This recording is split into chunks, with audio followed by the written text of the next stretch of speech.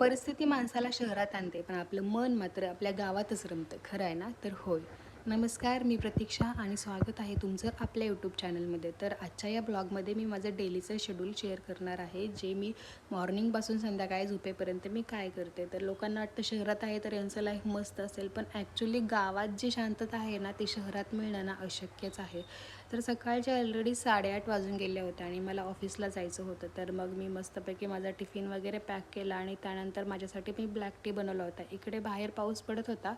त्यानंतर मी ऑफिससाठी निघाले. बस स्टॉपवर प्रचंड गर्दी होती. फायनली मला बस मिळाली आणि मी ऑफिसला निघाले. मी ऑफिसला पोहोचल्यानंतर डायरेक्ट मी दुपारचा व्हिडिओ शूट केला. दुपारी मी लंचमध्ये बटाट्याची भाजी आणि चपाती खाल्ली आणि त्यानंतर डायरेक्ट मी संध्याकाळचा व्हिडिओ शूट करते. संध्याकाळी घरी पोहोचलो. आमच्या सोसायटीच्या गणपतीची मस्तपैकी तयारी चालू होती आणि त्यानंतर मी मसाले भात बनवला होता जेवणासाठी. आणि व्हिडिओ आवडल्यास आपल्या चॅनलला सबस्क्राईब करा. बाय.